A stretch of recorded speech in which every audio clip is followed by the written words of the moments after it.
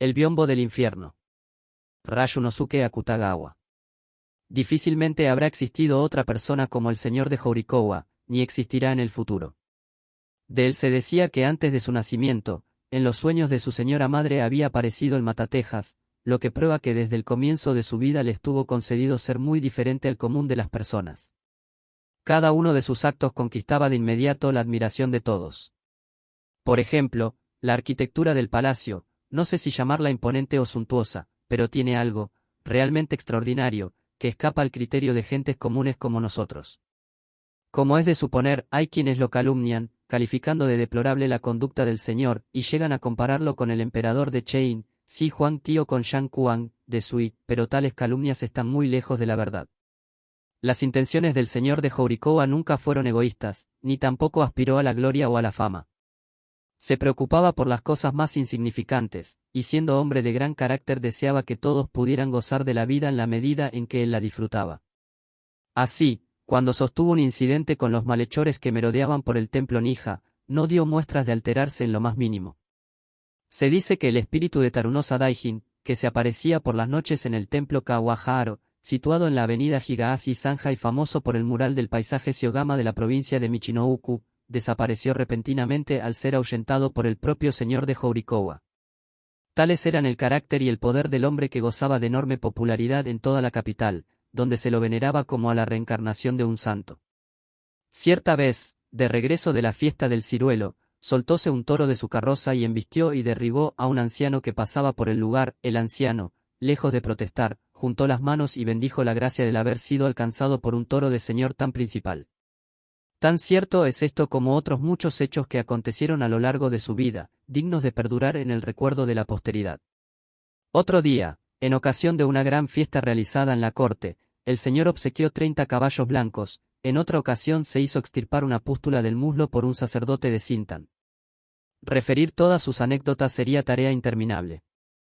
Pero de todos los episodios, ninguno tan terrible como aquel que se refiere al biombo del infierno, hoy uno de los tesoros artísticos que poseía la secreta técnica del gata. En fin, noble familia.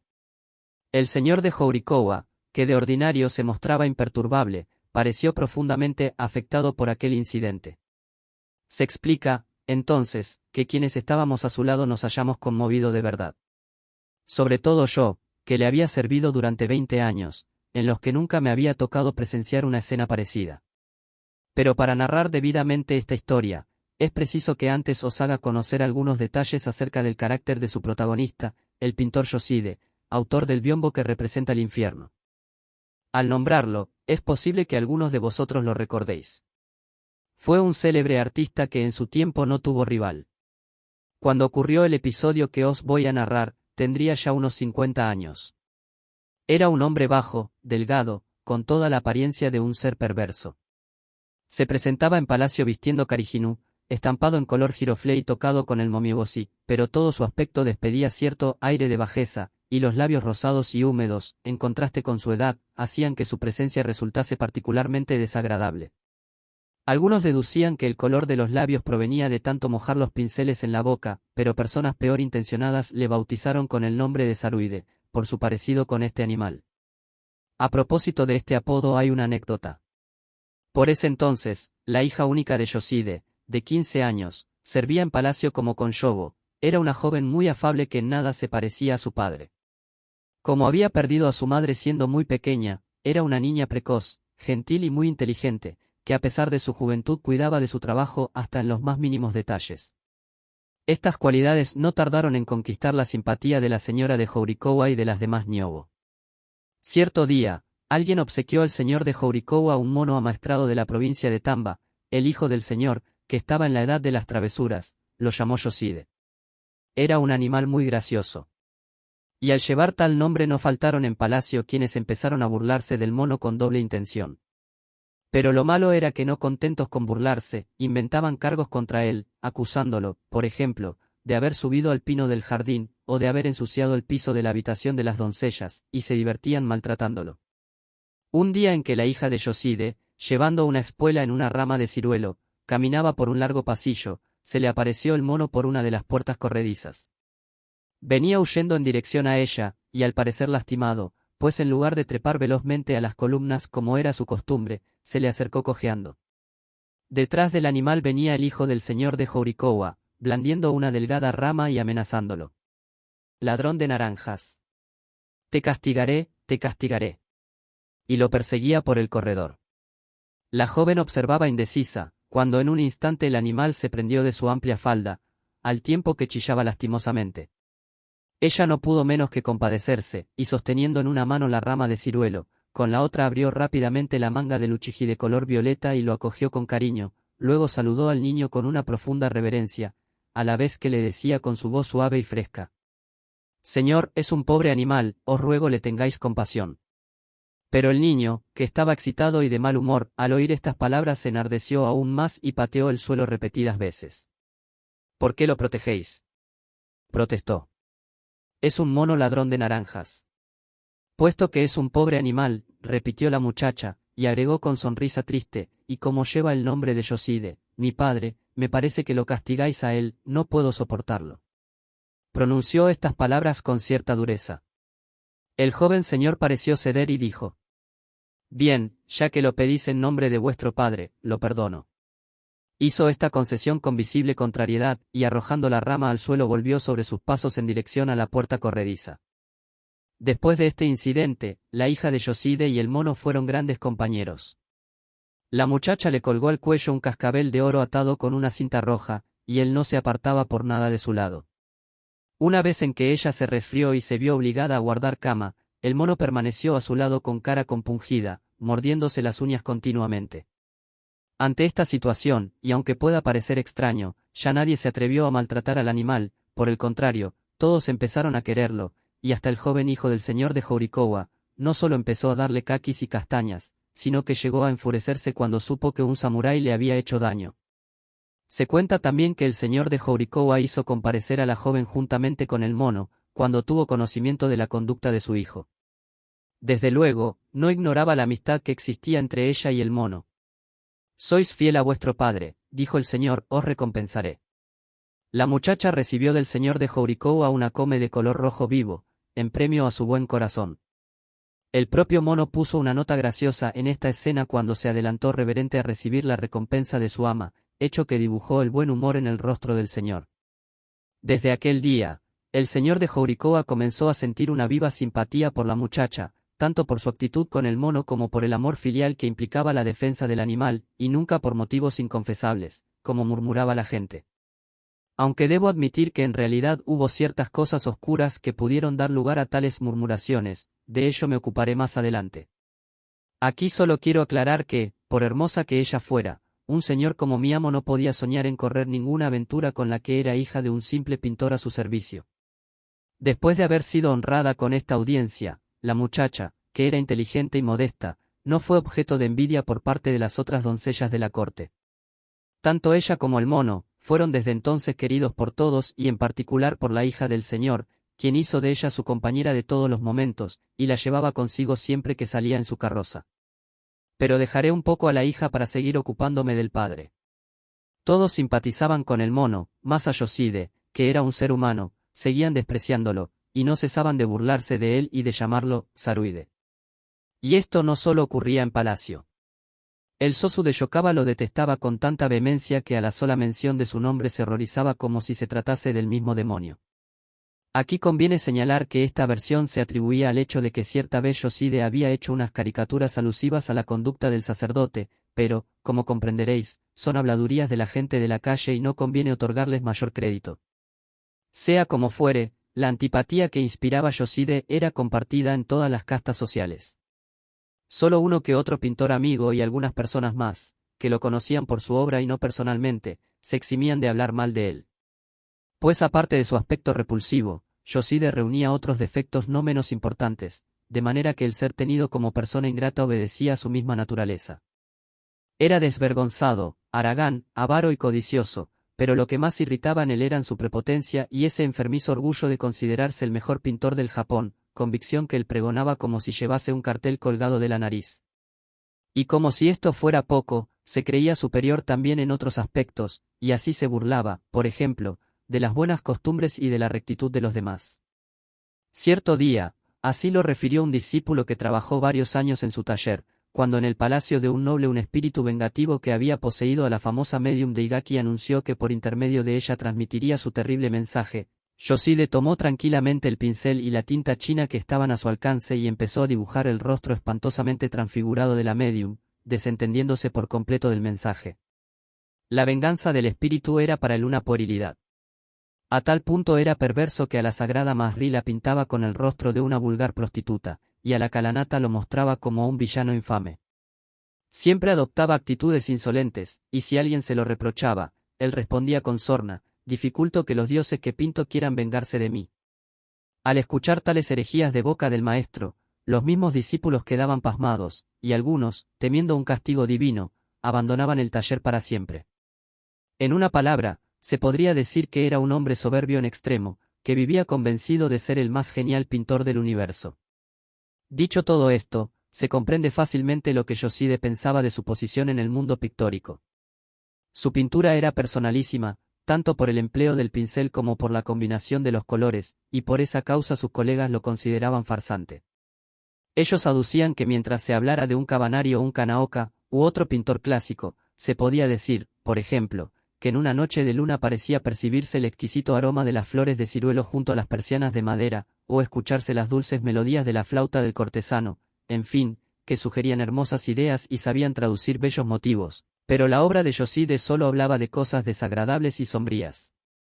En la época en que ilustró el pórtico del templo Rayugaiji con el círculo de los 5 destinos, se decía que quien pasaba medianoche cerca del lugar podía escuchar los llantos y los lamentos de las figuras pintadas. Se contaba también que cuando ejecutó por encargo del señor de Horikawa los retratos de varias cortesanas, las retratadas fallecieron en menos de 3 años víctimas de una extraña enfermedad. En opinión de personas malignas, esto se debía a que la pintura de Yoshide era como él, irreverente y demoníaca. Como os iba diciendo, Yoshide era un hombre poco común, de modo que lejos de afligirse se jactaba de suscitar estos rumores. En cierta oportunidad, el mismo señor de Horikawa, bromeando, le dijo: «Entiendo que a vos solo os agradan las cosas feas». «No es así, Yoshide». A lo que él contestó con inaudito descaro, y con una sonrisa sarcástica en sus labios colorados: «Exactamente. La belleza de lo feo es lo que no pueden comprender esos pintores ordinarios». Aunque fuese el primer pintor del Japón, no se justificaba la insolencia que había gastado con el señor. El discípulo que os mencioné antes, le puso el apodo de Chira Eiju para satirizar su insolencia y su vanidad. Como sabréis, Chira Eiju es un tengu que en una época pasada vino desde la China. Pero este descarado Yoshide tenía, a pesar de todo, una virtud: la capacidad de amar humanamente. Yoshide sentía un cariño entrañable por su única hija, joven bondadosa de temperamento sensible, que correspondía a ese amor de padre. Pero este cariño del pintor por su hija excedía los límites normales. Os parecerá increíble, pero cuando se trataba de comprarle kimonos o accesorios para su peinado, Yoshide, que siempre había negado hasta el más pequeño óbolo a los templos, gastaba su dinero con largueza. Quería y cuidaba celosamente de su hija, mas sin ningún propósito definido, como el de tener un buen yerno, por ejemplo, cosa en que no había pensado ni en sueños. Si alguien hubiese pretendido acercarse a ella con propósitos deshonestos, no habría vacilado en reunir a unos cuantos forajidos para que lo apalearan cualquier noche. Este desdén por el porvenir de la muchacha se puso de manifiesto cuando ésta fue requerida por el señor de Horikawa para servir en palacio. El pintor no ocultó su contrariedad, y aun después de transcurrido un tiempo, cuando comparecía ante el señor no podía disimular su disgusto. Al difundirse el rumor de que el señor de Horikawa había llamado a la joven sugestionado por su belleza, y la había llevado a pesar de la disconformidad del padre, la actitud de Yoshide hacia el señor se tornó más suspicaz y desconfiada. Aunque el rumor carecía de todo fundamento, lo cierto era que el pintor deseaba que su hija volviera a su lado cuanto antes. Por encargo de nuestro señor, Yoshide pintó el manjurri, atribuyéndole el rostro de un joven favorito de aquel. Como el retrato resultara excelente, el señor de Horikawa le anunció: «Os recompensaré por vuestro magnífico trabajo. Pedid lo que deseéis». ¿Qué os pensáis que respondió el atrevido a tamaña generosidad? He aquí sus palabras: «Deseo que me devolváis a mi hija». Este deseo hubiera podido ser satisfecho de servir su hija en otro palacio que no fuera el del señor Horikawa, pero estando donde estaba, semejante irreverencia resultaba imperdonable. Ante este pedido, al buen señor, que era asimismo sumamente generoso, le asaltó un acceso de mal humor, y después de mirarlo un instante con expresión severa, le dijo secamente: «Eso jamás». Se levantó y se retiró disgustado. Hechos de esta naturaleza se produjeron repetidas veces. Recordándolo ahora, me viene a la memoria que a partir de entonces el señor empezó a mirar a Yoshide con creciente frialdad. Y conforme esta actitud se iba acentuando, aumentaba la aflicción de la hija, que pensaba en la suerte que podía correr su padre, y cuando se retiraba a su habitación a menudo se la veía llorar, conteniendo los sollozos con la manga del kimono. Entonces empezó a crecer el rumor de que el señor se había enamorado de la joven. Algunos opinarían que la tragedia relacionada con el biombo del infierno habría ocurrido por negarse la hija del pintor a acceder a los requerimientos del señor. Pero es absurdo suponer que haya podido suceder tal cosa. A nuestro parecer, el motivo de que el señor de Horikawa no quisiera restituir la joven a su hogar era justamente la conveniencia para ella de vivir en palacio sin ninguna preocupación, en lugar de hacerlo al lado de un hombre tan siniestro. Por supuesto, nadie niega que el señor sintiera simpatía por esa muchacha de virtudes tan señaladas, mas os repito, no era porque la desease, como muchas personas malintencionadas se empeñaron en sostener. Lo sensato es afirmar que fueron invenciones de las malas lenguas.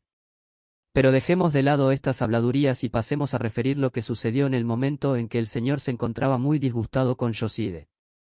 Repentinamente mandó llamar al pintor a palacio, y le encomendó la ejecución de un biombo que representase el infierno. Al mencionar el biombo del infierno, vuelve a mis pupilas el violento colorido del cuadro tal como si lo tuviera delante de mis ojos.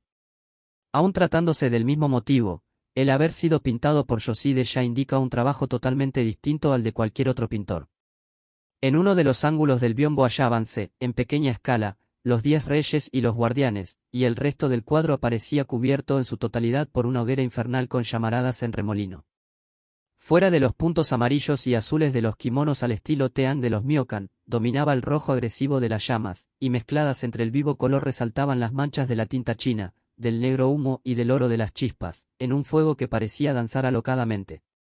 Solo esta furia del pincel habría bastado para asombrar a los espectadores, sin contar los condenados que sufrían al ser pasto de las llamas, muy diferentes a los de los cuadros que uno solía ver. Eso se explicaba, ya que los condenados, desde los nobles más eminentes hasta los más míseros mendigos, habían sido tomados de la realidad. Nobles de la corte con sus kimonos de ceremonia, atrayentes cortesanas con sus itsutsuhinu, sacerdotes orando con sus rosarios budistas, samuráis, estudiantes en alta jeta, doncellas ataviadas lujosamente, hechiceros con sus equipos mágicos. Enumerar los motivos pintados sería interminable. Personajes fustigados por carceleros con cabezas de toro o de caballo huían en desorden en medio de las llamas y del humo sofocante. La mujer a quien le arrancaba la cabellera con el sasumata podría ser una kamunagi, en el hombre que tenía atravesado el pecho por un teoko y se precipita cabeza abajo como un murciélago. Se reconocería a un joven funcionario del gobierno. Además lo sabía que eran azotados con látigos de hierro o aplastados por enormes piedras, algunos eran picoteados por extrañas aves de rapiña y otros mordidos por dragones venenosos.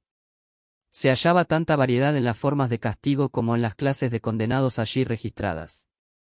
Pero en medio de este heterogéneo mundo de tortura, el cuadro más impresionante y terrible era el que representaba un carruaje tirado por bueyes que caía del cielo, atravesando un extraño árbol cuyas ramas semejaban espadas, y en cuya copa se amontonaban los espíritus condenados, todos con el cuerpo atravesado. La cortina de la carroza era agitada por el viento infernal, y en su interior se veía una cortesana ataviada con un lujo propio de las Nyogo o de las Koi, debatiéndose desesperadamente, con sus negros cabellos revueltos y un cuello de impresionante blancura entre el rojo de las llamas. Tanto la doncella como la carroza envuelta en ese denso fuego, reflejaban el atroz padecimiento y la terrorífica visión del infierno. Me atrevo a deciros que todo el horror del cuadro estaba simbolizado en esa sola persona. Era tan magistral la ejecución del biombo que el que lo veía creía oír las desgarradas voces de los condenados. Pero temo haber alterado el orden de la historia en mi apresuramiento por hablaros del biombo del infierno.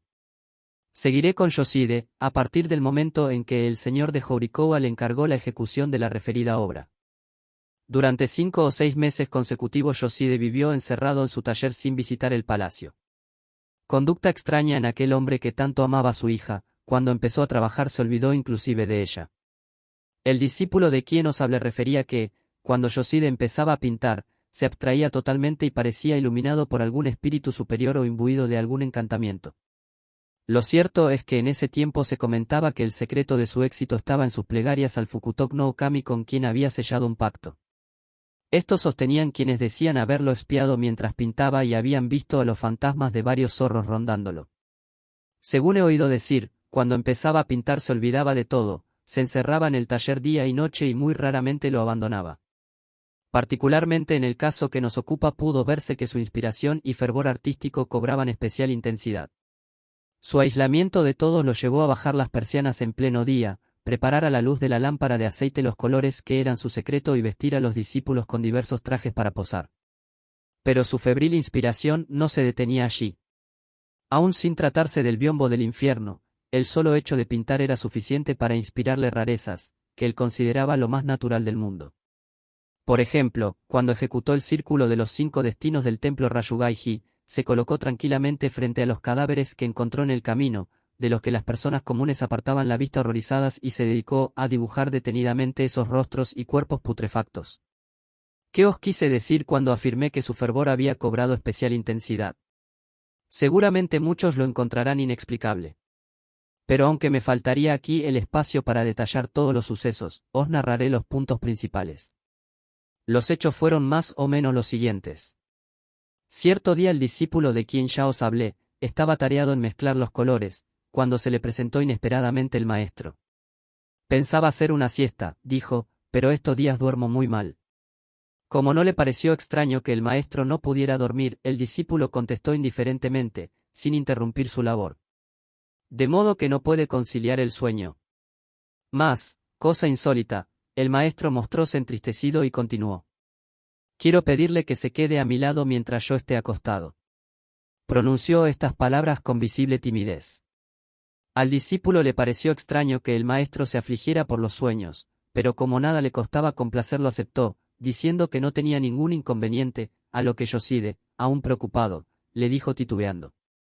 Bueno, quiero que me acompañe al cuarto interior. Y cuando vengan los demás discípulos, no les permita pasar. Esa habitación era el estudio de Yoshide.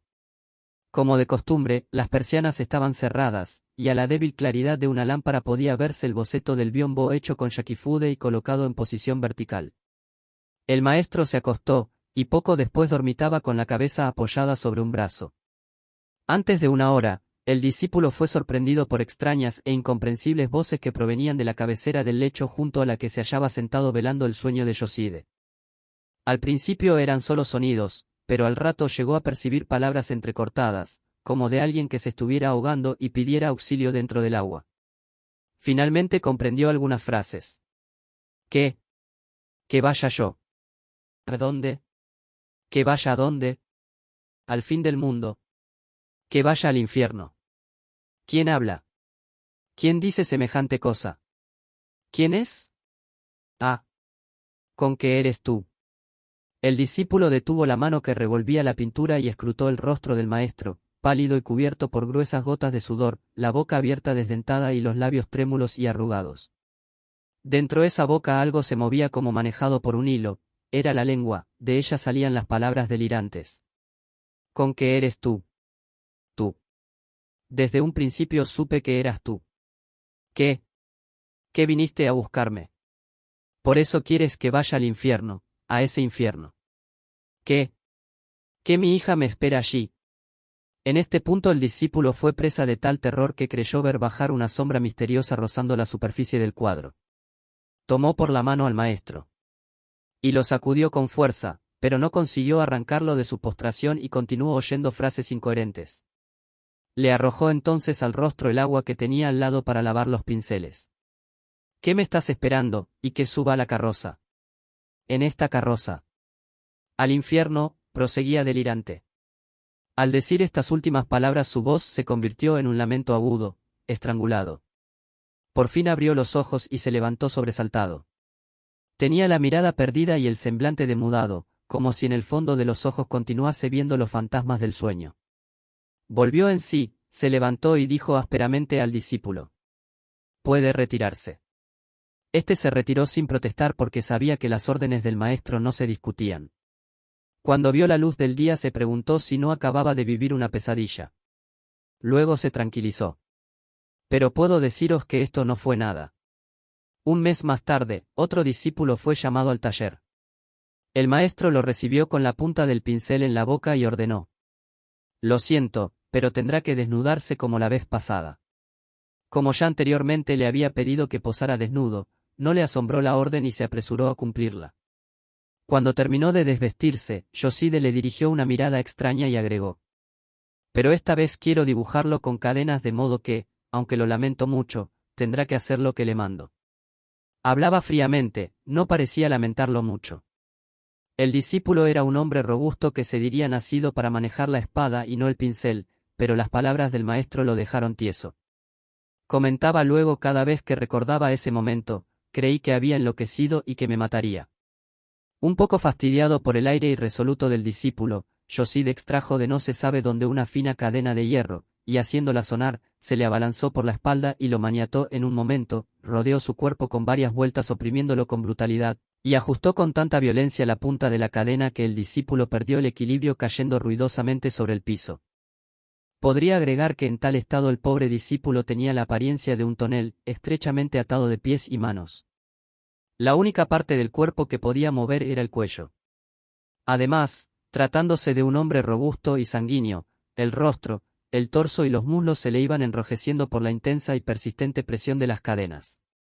A Yoshide parecía importarle poco la situación del discípulo, y no cesaba de dar vueltas en torno de él, dibujándolo detenidamente. No creo necesario describiros el suplicio del discípulo durante ese tiempo. Sin embargo, ese sufrimiento sería solo el comienzo. Por fortuna, aunque más adecuado sería decir por desgracia, un momento después, desde una tinaja colocada en un rincón del taller, partió serpenteando una mancha larga y angosta, como de aceite negro.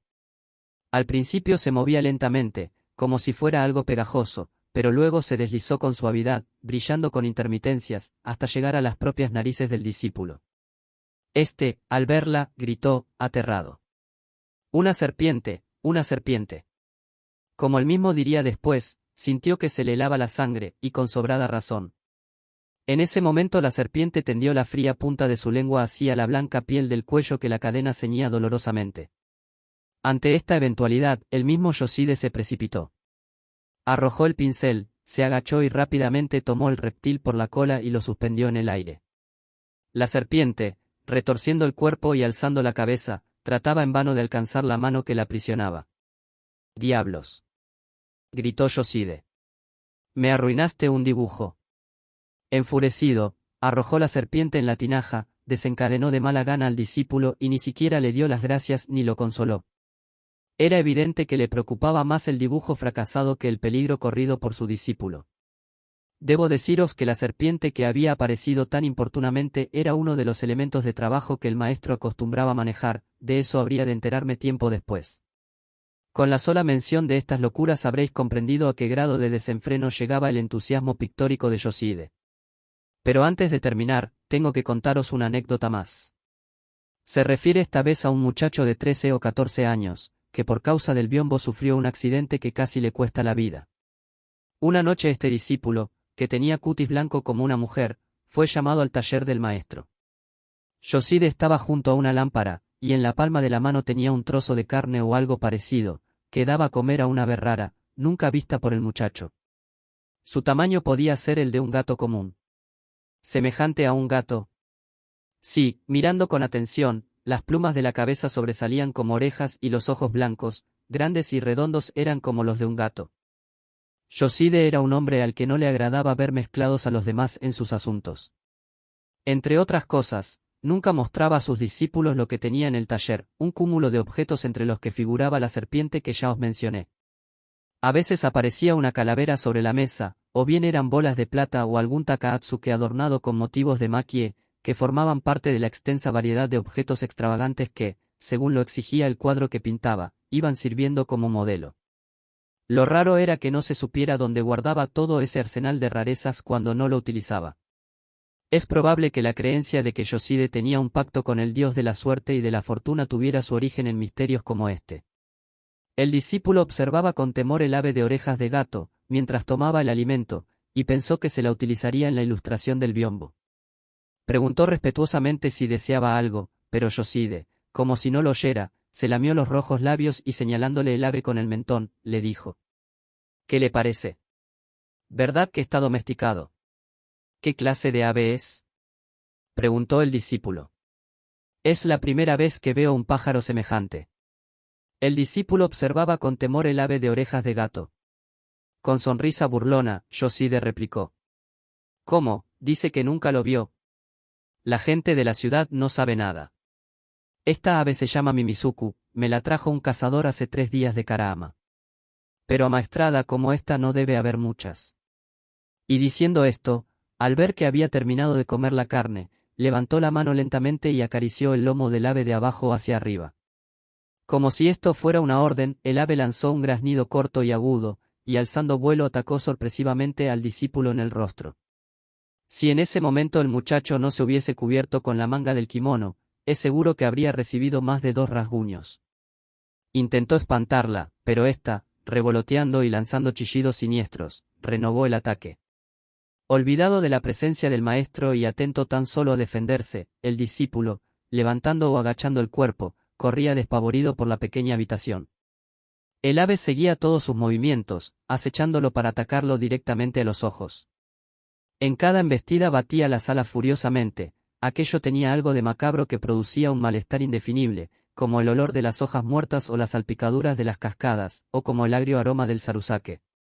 Al decir del discípulo, creía hallarse sumergido en un valle solitario, y hasta la luz mortecina de la lámpara le pareció el pálido reflejo de la luna. Pero, aunque horrorizado por el ataque del ave, lo que estremeció al muchacho fue ver cómo el maestro, con pasmosa tranquilidad, se deleitaba reproduciendo el terrible momento. Por un instante creyó que moriría en manos de Yoshide. Era lógico suponer que el maestro podría ocasionar la muerte de su discípulo, puesto que lo había llamado con la expresa intención de pintar una escena fríamente planeada por él, adiestrando de antemano al pajarraco. Esto lo vio claramente el joven cuando comprendió su situación, y volvió a cubrirse el rostro con las mangas del kimono para defenderse del asedio. Gritó algo ininteligible y se acurrucó en un rincón del cuarto al lado de la puerta corrediza. En ese momento, Yoshide gritó a su vez y pareció que se había levantado, mientras el batir de alas se hacía más intenso, seguido de un estrépito de objetos rotos. Volvió a alarmarse el discípulo, y cuando trató de ver se encontró con el taller a oscuras y el maestro llamando furiosamente a los otros discípulos. Instantes después se oyó una voz y apareció alguien con una lámpara en la mano. A la luz intensa se vio un cuadro desastroso, el aceite de la otra lámpara se había derramado por el piso, y el ave, con las plumas empapadas en el líquido, se debatía afanosamente. Yoshide contemplaba la escena con espanto desde el lado opuesto de la mesa, mientras mascullaba frases ininteligibles. No era para menos, una víbora negra se había enroscado al ave, apresándole el cuello y una de las alas. Posiblemente el discípulo, al agacharse, había volcado la tinaja donde estaba la serpiente, y cuando el ave quiso atraparla se habían trabado en lucha. Los 2 discípulos se miraron estupefactos, y por un instante contemplaron asombrados el extraño espectáculo, pero se apresuraron a saludar al maestro y a retirarse del taller. De cómo terminó el duelo entre el ave y la serpiente, nadie supo decir nunca nada. Incidentes de esta especie continuaron sucediéndose. Había olvidado deciros que cuando fue encargada a Yoshide la ejecución del cuadro estábamos a principios de otoño, y como la extraña conducta del maestro duró hasta finalizar el invierno, durante este periodo los discípulos vivieron en un temor constante. Al fin del invierno, algo pareció dificultar la labor de Yoshide. Se tornó más sombrío y cada día hablaba con mayor irritación. Al mismo tiempo, y cuando parecía concluido, el cuadro quedó paralizado. No solo no había adelantado el trabajo, sino que hasta parecía haber borrado algunas partes. Pero nadie sabía qué parte de la obra era la que no podía terminar, ni nadie se preocupó por saberlo. Los discípulos, hastiados ya de la conducta del maestro, no quisieron acercársele, era como compartir la jaula con un tigre o un lobo. En realidad, nada especial puedo contaros sobre lo que aconteció durante ese tiempo. Podría agregar, eso sí, que el caprichoso anciano se había vuelto muy sentimental, y cuando estaba solo lloraba silenciosamente. Cierto día, un discípulo debía llegar hasta el jardín, y allí encontró al maestro con los ojos llenos de lágrimas, contemplando distraídamente el cielo primaveral. Al verlo así, el discípulo se sintió inexplicablemente avergonzado y se alejó rápidamente. ¿No os parece sugestivo que ese arrogante artista, que para pintar el círculo de los 5 destinos había dibujado tranquilamente los cadáveres del camino, empezara de pronto a llorar como un niño porque no conseguía un efecto para el biombo del infierno? Mientras Yoside se entregaba con ardor a la creación del biombo, la hija se volvía cada vez más taciturna, a tal punto que nosotras mismas llegamos a ver huellas de lágrimas en sus ojos. En esa muchacha de rostro lánguido, de tez blanca y de aire modesto, el estar triste parecía tornar sus pestañas más espesas sombreándole los ojos y acentuando aún más su abatimiento. Al principio se pensó que obedecería a una lógica preocupación por su padre, a quien profesaba tanto cariño, o bien que estaría enamorada, pero con el tiempo la gente lo atribuyó a que el señor de Horikawa le habría exigido que se le entregase. Cuando esta versión se generalizó, ya nadie habló más de ella. En ese tiempo ocurrió algo que pasaré a referiros. Una noche, ahora muy avanzada, iba yo por un corredor, cuando de algún lado saltó sorpresivamente el mono Yoside, y empezó a tirarme de la falda del kimono. Era una tibia noche de luna, en la que empezaba a insinuarse el aroma de los ciruelos en flor. Bajo la luz de la luna me asombró ver al mono chillar como enloquecido, arrugando la nariz y mostrando sus blancos dientes. Confieso que en ese momento sentí algún miedo, y temerosa de que me rasgara el kimono nuevo, al principio pensé darle un puntapié, pero me acordé de aquel samurái que lo había maltratado. Por otra parte, la actitud del mono era bien extraña y me dejé conducir unos pasos sin pensar en nada preciso. Al llegar a un ángulo del corredor desde donde se dominaba el amplio jardín con su fuente resplandeciente bajo la luz de la luna, vinieron a mis oídos unos ruidos ligeros como de personas que lucharan en silencio. Hallé insólito este ruido repentino en medio de aquella quietud, quebrada solo por el chasquido de los peces en la fuente. Me detuve, y al acercarme a la puerta corrediza de donde provenía, escuché con atención para ver si se trataba de ladrones, en cuyo caso pensaba enfrentarlos decididamente. Al mono parecía resultarle demasiado lento mi proceder, y comenzó a dar saltos a mi alrededor lanzando sus agudos chillidos. De pronto, se encaramó en mis hombros. Quise evitarlo y aparté instintivamente el cuello para eludir sus uñas, pero él se me aferró a la manga del kimono para evitar su caída. Perdí el equilibrio, y al trastabillar golpeé con la espalda en la puerta corrediza. No quedaba otro recurso, me puse en acción.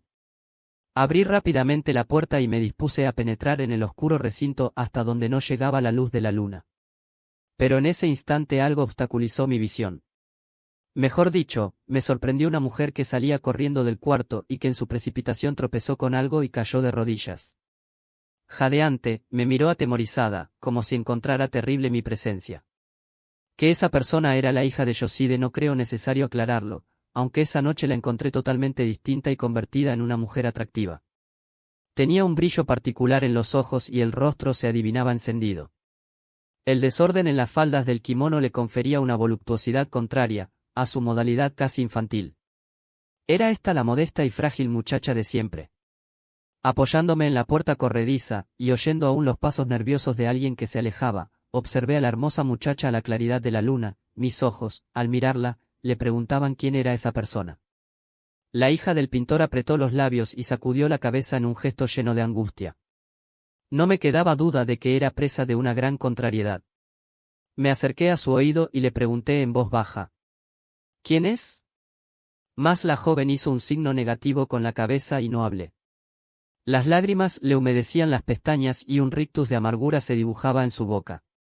Comprenderéis que soy de esas personas que nada comprenden fuera de lo que ven, de modo que tampoco en este caso pude deducir exactamente lo que había sucedido. Nada podía decir a la joven puesto que ella callaba. Por un largo rato permanecí de pie, a su lado, como para escuchar mejor el acelerado latir de su corazón.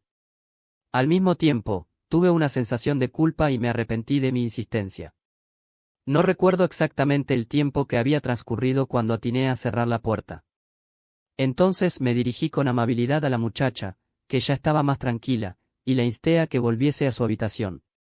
Regresé por el corredor un poco avergonzada y con un peso en mi conciencia, al saber que había sido testigo de algo que no me concernía, y me asaltó un temor irracional. No había andado 10 pasos cuando sentí que alguien tiraba tímidamente de mis faldas. ¿Quién pensáis que era?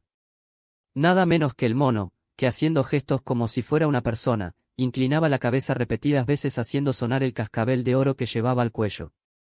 Unos 15 días después de aquella noche, Yoshide se presentó en palacio y solicitó una audiencia al señor de Horikawa.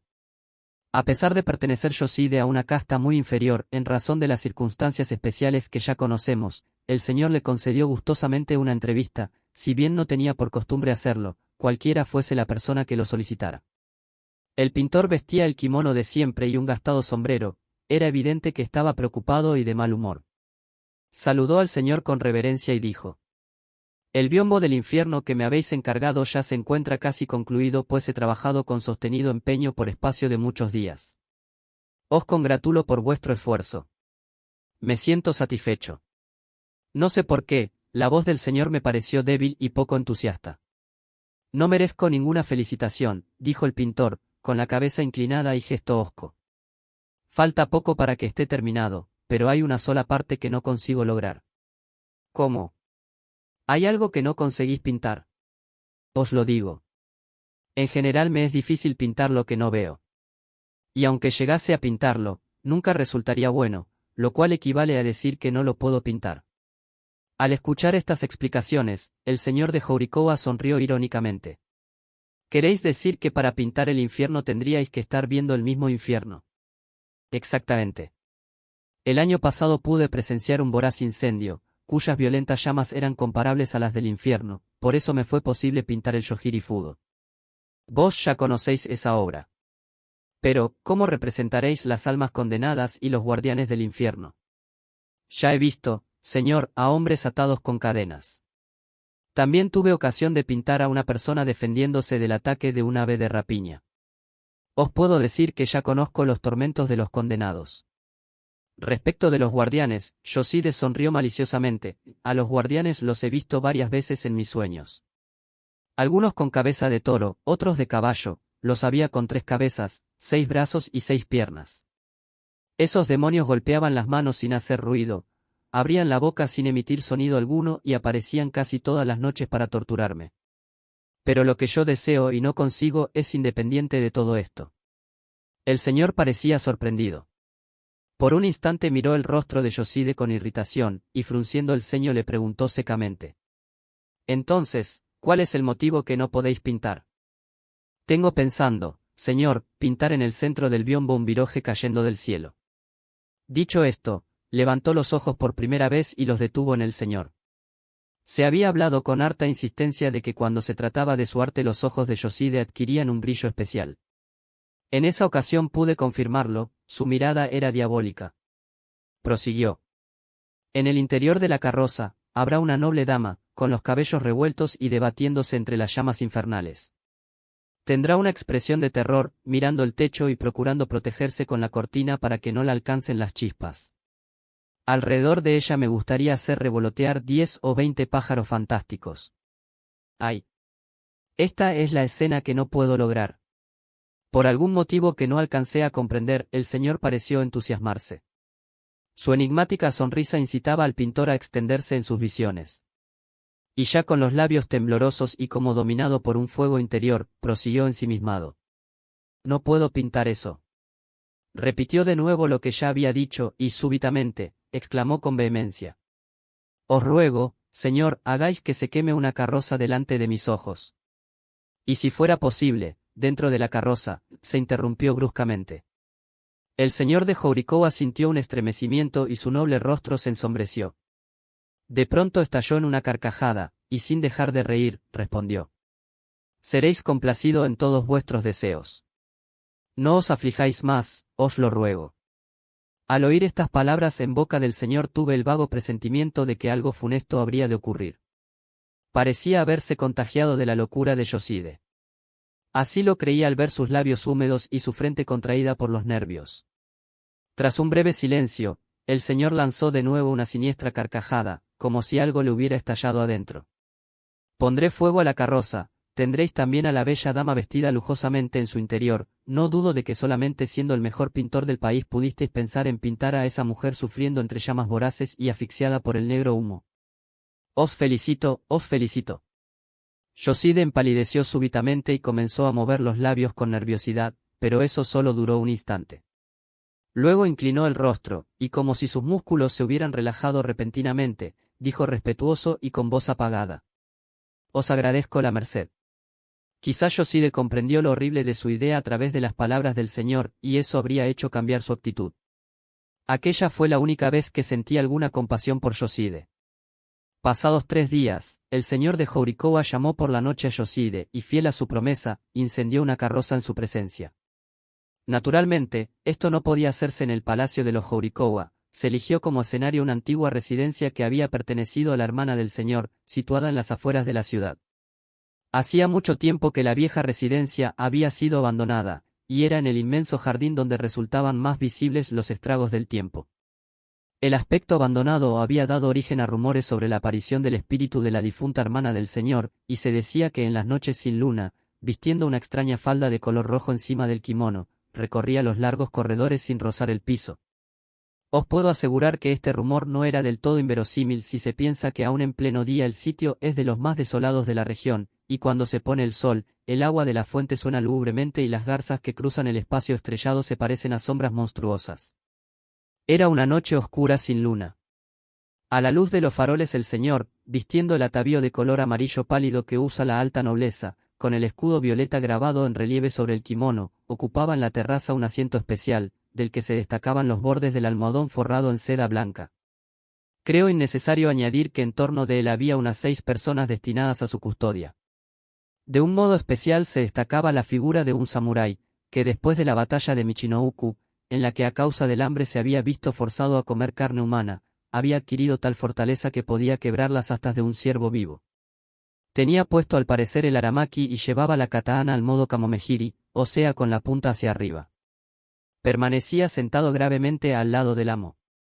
Los circunstantes formaban un cuadro fantasmagórico, entrevisto solo fugazmente a la luz movediza de los faroles agitados por el viento. La parte superior de la carroza que se encontraba en el jardín se perdía en la oscuridad, tenía las varas apoyadas en una especie de mesa, y sus ornamentos de oro refulgían como estrellas.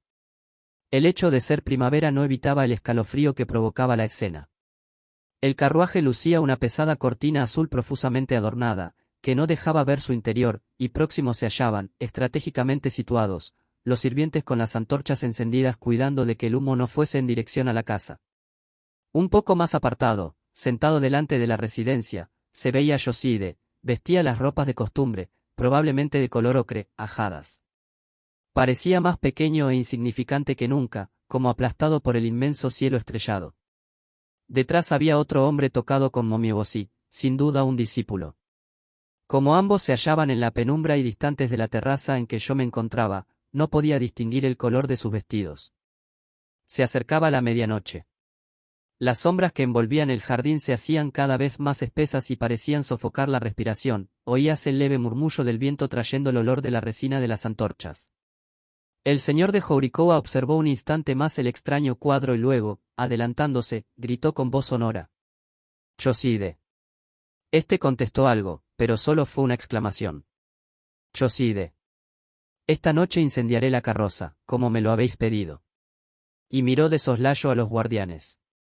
Pudo ser una ilusión, pero me pareció ver que el señor y esos hombres cambiaban sonrisas de inteligencia. Observad bien. Esta carroza, como sabéis, es la que siempre acostumbro usar. Dentro de un instante ordenaré que le prendan fuego, y os mostraré las llamas del infierno. Dicho esto el señor miró de nuevo a los guardianes, y prosiguió en tono áspero. Dentro de la carroza se ha atado a una mujer. Al arder el carruaje, esa mujer perecerá, sufriendo los tormentos del infierno. Se quemarán su carne y sus huesos, será el modelo exacto que necesitáis para terminar el biombo. No perdáis detalle cuando se derrita su carne, blanca como la nieve. Tampoco dejéis de ver cómo los negros cabellos se transforman en chispas y se elevan hacia el cielo. El señor se interrumpió, una sonrisa silenciosa le sacudía los hombros. Será un espectáculo nunca visto, dijo. Yo también estaré presente. Vosotros, apartad la cortina para que pueda verse a la mujer. Uno de los sirvientes se acercó a la carroza, y mientras con una mano sostenía la antorcha levantó con la otra la cortina. La antorcha, crepitando, pareció arder con más fuerza en ese instante, y cuando iluminó el reducido interior de la carroza, se vio a una mujer que parecía atada en forma brutal. Esa mujer. ¿Quién no la reconocería? Sobre el lujoso kimono de ceremonia de las damas de la corte, bordado con motivos de cerezos, caían sus largos brazos y negros cabellos adornados con sasi de oro que despedía intensos destellos. Esa mujer, que aquella noche lucía atavíos tan distinguidos y había sido atada y amordazada, esa pequeña mujer de perfil modesto y triste, era la hija de Yoshide. Al reconocerla ahogué un grito. En ese momento, el samurái que tenía delante de mí se levantó rápidamente, y con la mano en la katana miró a Yoshide. Sorprendida, miré a mi vez en esa dirección y vi como Yoshide, seguramente sobrecogido de espanto por lo que acababa de ver, se había levantado de un salto y agitando los brazos intentaba correr hacia el carruaje. No le vi ninguna expresión, debido a la oscuridad y a la distancia. Esta escena duró contados segundos. Un violento resplandor iluminó a Yoshide, que parecía flotar atraído por una fuerza invisible, y mostró la palidez mortal de su rostro. La carroza ya era presa de las llamas cuando Yoshide quiso correr en auxilio de su hija. El señor había dado la orden, y los sirvientes habían arrojado las antorchas dentro de la carroza. El fuego se propagó rápidamente. Los flecos violáceos que bajaban del techo ardieron de un solo golpe, y por debajo de ellos salía un humo blanquecino, mientras las cortinas, las mangas del kimono y los adornos metálicos del cielo raso se consumían con increíble rapidez. El espectáculo era alucinante. Las llamas se alzaban al cielo y lo teñían de rojo, semejantes a una bola de fuego que al caer estallara en 1000 fragmentos. Yo había gritado un momento antes, pero viendo ahora el irreparable siniestro no hallé otro consuelo que contemplarlo, aturdida y desconcertada. Pero ese padre, Yoshide. No podré olvidar la expresión de su rostro. Su primer impulso fue precipitarse a la carroza, y al estallar el fuego quedó paralizado, con las manos en alto. Con ojos despavoridos escrutó la carroza en llamas, al resplandor del fuego pude ver hasta la raíz de la barba en aquel rostro apergaminado y sombrío. Los ojos desorbitados, los labios apretados y los músculos de la cara contrayéndosele nerviosamente reflejaban su miedo, su infinita angustia y un inmenso estupor ante la espeluznante escena. Ni el reo cuando es decapitado, ni el asesino cuando comparece ante los reyes del infierno mostrarían tanto horror y padecimiento. Hasta el famoso samurái que Yao Site palideció a la vista de aquel hombre, y dirigió una tímida mirada al amo. Pero éste, a su vez con los labios apretados y sonriendo a intervalos con sarcasmo, no apartaba la vista del carruaje. Y en medio de las llamas. ¡Ay! No tengo fuerzas para daros los detalles del suplicio. La blancura de su rostro ahogado por el humo, los largos cabellos en desorden arrebatados por las llamas y sus hermosas ropas ardiendo como una tea. Imposible concebir una visión más despiadada. Sobre todo, cuando el viento cesó por un instante, el humo se desplazó hacia el lado opuesto a donde nos hallábamos, y pudimos ver con verdadero horror cómo en medio de esa hoguera, que parecía despedir chispas de oro, agonizaba una bella criatura forcejeando dolorosamente por quitarse las cadenas de su cuerpo. El espectáculo mostraba con elocuencia los tormentos del infierno. Un estremecimiento nos sacudió a todos. En ese momento, como si el viento hubiese renovado su intensidad, vimos un remolino en las copas de los árboles agitados de pronto por una ráfaga o un ruido extraño. Súbitamente, una bola negra se desprendió del techo y volando, o corriendo, pero sin tocar el suelo, se arrojó al carruaje en llamas. Saltó por entre las rejas ardientes a los hombros de la joven, lanzando un agudo grito de desesperación, y su eco dolorido se prolongó como un lamento detrás de la humareda. Una exclamación de espanto brotó de todas las gargantas. Era el mono, que había quedado atado en el palacio de los Horikawa y que acaba de cruzar el cerco de fuego para prenderse a los hombros de la infeliz muchacha. Pero solo fugazmente pudo verse el animal. El fuego estalló en sonora lluvia de chispas, y el mono y la muchacha se perdieron en el seno de una negra nube. En medio del jardín, la carroza refulgía devorada por las llamas crepitantes. Más que una carroza ardiendo parecía una espiral de fuego evolucionando con estrépito hacia el cielo oscuro. Yoshide se hallaba de pie ante la columna ardiente. ¡Qué caso tan extraño! El mismo que momentos antes viéramos sufrir como arrojado en el mismo infierno, daba ahora muestras de un júbilo incontenible. Estaba fascinado, y sin reparar en la presencia del Señor, contemplaba extasiado la macabra escena, ajeno al tormento de su hija. Parecía enajenado por la violenta llamarada y el suplicio de la desdichada. Pero lo extraño no residía en esta bárbara actitud, por encima de ella se notaba que ese hombre insignificante había adquirido un aire de soberbia y de poder semejante al que simbolizan los leones de los sueños. Quizá por eso las numerosas aves ahuyentadas por el fuego parecían evitar el sombrero de Yoside. Probablemente hasta los pájaros habían presentido esa extraña majestad que parecía ceñirlo como en una aureola de inmortalidad, y se mostraban sobrecogidos por su actitud. Todos nosotros, conteniendo el aliento, sentíamos el irresistible hechizo de esa alegría incontenible, y creíamos estar en presencia de un Buda milagroso. No podíamos dejar de mirarlo. Las llamas tiñendo de rojo la negra espesura de la noche, Yoside en arrobada contemplación. Era un cuadro solemne y excitante. El señor de Horikawa se había transformado, intensamente pálido, despedía espuma por la boca, apretaba fuertemente las rodillas bajo el vestido violeta, jadeaba como una bestia sedienta. Ignoro quién pudo lanzarla, lo cierto es que la noticia de que el señor había quemado su carroza en los jardines de Yukige se propagó por toda la ciudad y dio origen a las más variadas conjeturas. Lo primero que se preguntaban era el porqué de esa muerte tan horrible para la hija del pintor. La mayoría opinaba que podía ser en venganza por no haber podido conquistar su amor. Creo, no obstante, que si el señor de Horikawa llegó a cometer esa enormidad, lo hizo con la expresa intención de que sirviera a Yoside de ejemplar castigo. Esto lo escuchó una vez de los propios labios del señor. También se le criticaba a Yoside su alma endurecida, ya que pretendía continuar el biombo pese a haber causado la muerte de su propia hija. No faltaban quienes lo maldecían, y no lo distinguían de una bestia, por haber confundido los alcances de su amor de padre. El Sosu Yokawa se contaba entre los que así pensaban, y solía decir al respecto, aunque sea un gran artista, desde que olvida los 5 deberes del hombre, no merece otro destino que el infierno eterno. Un mes después el biombo estuvo terminado.